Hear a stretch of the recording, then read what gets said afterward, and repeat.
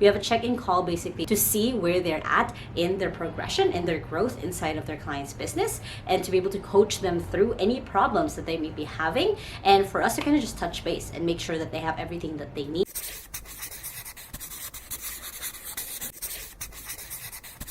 Hey there, welcome back to my YouTube channel. Now my goal at the end of this video is to walk you through a few top tips that I have when it comes to working with a virtual assistant. Now, if this is your first time on my channel, my name is Lai Lacaba. I've been working from home since I was 15 years old and now run my own outsourcing company here in the Philippines. And I post videos every Sunday and Thursday on how to work from home and how to have a business from home. So make sure to hit the subscribe button right there so you don't miss any of my videos. Now, when it comes to working with a virtual assistant, and by the way, if you have no idea what a virtual assistant is, you can check out my video right here. It can be a little bit daunting when you have no idea really what you are doing.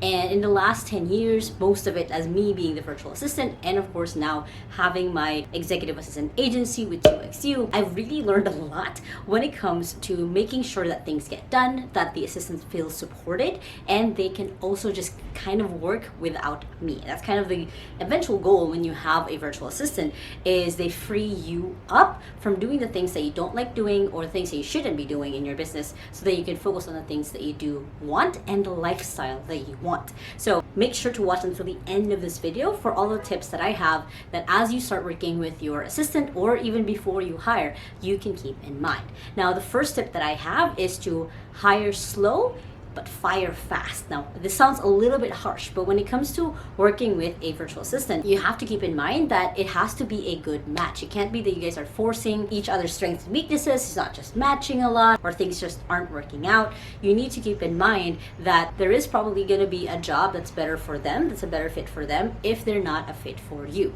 So what I mean by hire slow and fire fast is have really good standards set as you hire your virtual assistant, and if they just are not a fit as they start working with you, know that it's okay to let them go and so they can find a better fit for them. Just know that you don't have to give people chances every time if it just doesn't feel right. They might have the best skills, they might have the best skills that you've seen in all of the application process, but if their personality just isn't right, if this isn't a person, basically, just imagine if this isn't a person that you can work across the table with in person, then they might not be a fit. And there's always going to be another assistant that you can probably be a better fit with. Next is, once you have your virtual assistant, is to communicate regularly. Now, I've said this a lot in different videos, but miscommunication really is one of the biggest problems or one of the biggest hurdles that I see all the time when it comes to our clients and their assistants, when it comes to them working together. So to be able to lessen the miscommunication, have regular calls or check-ins with your assistant. Inside of 2XU, what that looks like is we have the assistant send us a daily report, which has basically, how are you doing, from a rate of 1 to 10, 10 being the highest. It has what did you do today, what are you planning to do tomorrow. So it's a quick report that I can glance through every morning to see where everyone is at. Weekly, we have a call with them and their client. So then their client is also looped in on what are things that happened in the last week and what's happening this week. And they can also give, of course, instructions of what are the different things that they need to focus on for that week. And monthly, we have a coaching call. We have a check-in call basically to see where they're at in their progression and their growth inside of their client's business, and to be able to coach them through any problems that they may be having, and for us to kind of just touch base and make sure that they have everything that they need to keep going. So have a way that you can regularly check in with your virtual assistant and have it in a cadence where they know that they can bring up questions with you, that they can have that space to give suggestions as they see it. Next is to make sure that you keep resources available for them, whether it's making sure that you keep important files in a shareable space, whether it's giving them access to different logins that they need to keep moving forward, or simply just being available for them if they need your help with anything. So resources could be, again, a variance of just files they need, logins, tools and courses and books and other things that they can utilize to keep moving forward, to keep working with you and getting things done. Your job as the boss really is to give them all they need and then get out of the way. So to be able to do that, give them what it is that they need to keep moving forward and to keep hitting their goals and to-dos. Next tip is to record videos. When you're giving instructions or you're giving feedback, it's always best, especially if you're not on a Zoom call, to just share your screen, and talk your way through it. A lot of the time, things get lost, like tone and intention when it comes to just chatting or emailing back and forth. That it's always better to just send them a video of like, hey, this is specifically what I need from you. Because then they can get, this is how urgent this is how important this is. And also you're able to give clear instructions on what outcome or what output you want to see from them. So basically never be afraid to just fire up recording apps like Vidyard or Loom to be able to record a quick video of you explaining what it is that you need. You don't even have to turn on your camera. Just keep in mind that sometimes, tone and urgency gets lost in chat or email. It's always better to just hop on a video or even hopping on a call with them to make sure that things are clear. Next is delegate tasks properly. Now, what I mean by this is make sure that when you give a task that it has a clear outcome, it has a clear when, and if you can, again, give them video instructions on how you want it to look like. You want to make sure that you give your virtual assistant either the what or the how, but not both, to get them to get going and get that work done. When you are delegating tasks, you want to make sure that you're not just throwing it at them and hoping something will stick, because you will be disappointed because you basically did not give them clear expectations. And you also want to make sure that you're delegating tasks that are appropriate for them.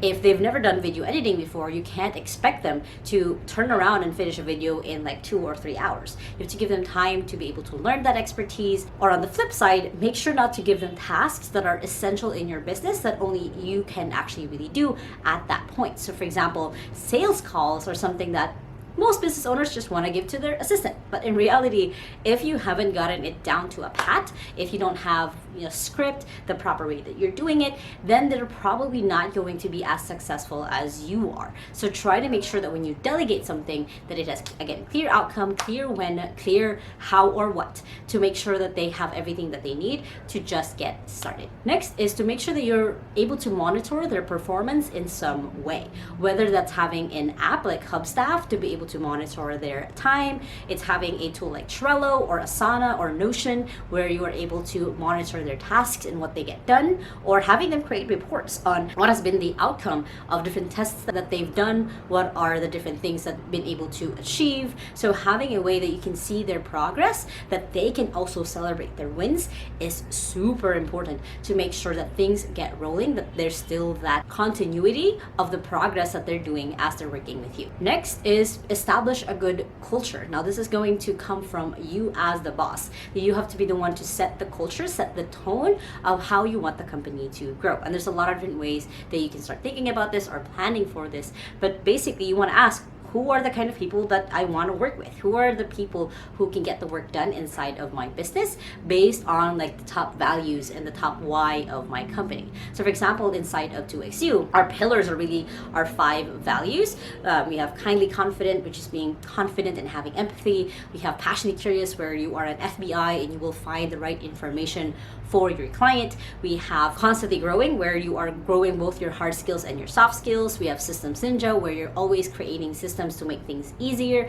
And you have tribe of superheroes, where they know that they are part of a tribe where they can ask questions and also be able to help others in the tribe as needed. So with those 5 things, a lot of our assistants identify themselves as 3 or more of those things. So then we're able to build this culture where everyone helps each other, where everyone is high performing on their own, and they also know that they can rest, that rest is important. That's part of our culture. So as the employer, you want to make sure that you cultivate some sort of culture that they can follow, that can easily be replicated as you keep hiring more and more people. Next is make training easy and transparent as possible. Now what I mean by this is try to strategize what are the different books and courses and training that your assistant can go through that can get them at least close enough to your level so they can start taking over your tasks. What are things that you studied? What are things that you've wanted to study for so long, just haven't gotten to it, that they can then study and maybe give you a report on? There's a lot of different ways that you can set up the training for your assistant, and you guys can check out the video right here of the areas you can train your virtual assistant. But basically, you want to make sure that you are showing them, okay, this is the track that you're going to be on. You're showing them what their growth path is going to be like in your company.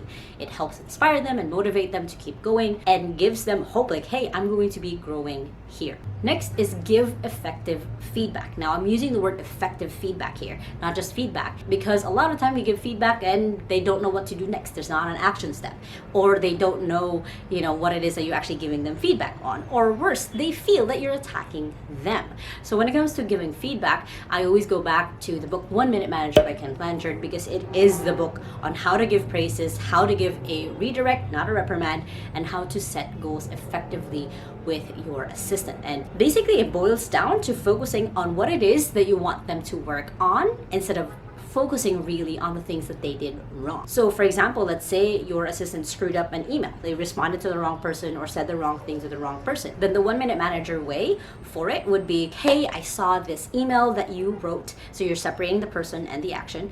And I noticed that you weren't actually able to follow instructions. These were the things that we talked about. And I'm really hoping that the next time you are able to follow the instructions. You've done this before. You've been amazing at making sure that my email is managed right. So please make sure next time that you can either check with me or that you just double check before you send out the email. So this is giving them instructions of how you want them to act next time and pointing out, okay, this was not acceptable. You're setting that boundary and they know not to cross it next time. And lastly, one of the biggest tips that I have for you when it comes to managing virtual assistants is to upgrade yourself. Now, what I mean by this is you need to also, not just your assistants training, you need to also train yourself in becoming a better boss. I have a whole book list on different books and trainings that you can take to become a better boss to your virtual assistant. Basically, it all boils down to what kind of boss do you want to be and how can you get there? What kind of boss do you need to be able to get the goals that you've set for your company, for your virtual assistants, and gear yourself towards that. Study books, find mentors, find coaches, find consultants who can help you get to that point where you are that better boss for them. So again, you can get out of the way and they can get the work done. Now, if you guys like this video, make sure to hit the thumbs up button right there and comment below. What other tips do you have when it comes to managing and working with a virtual assistant? And if you still haven't yet, make sure to hit the subscribe button right there so you don't miss any of videos every Sunday and Thursday on how to work from home and how to have a business from home, which you guys can check out the 2 playlists right here and the latest video right here. Now, if you guys have an awesome day, remember that small steps matters, and I'll see you in the next video. Bye!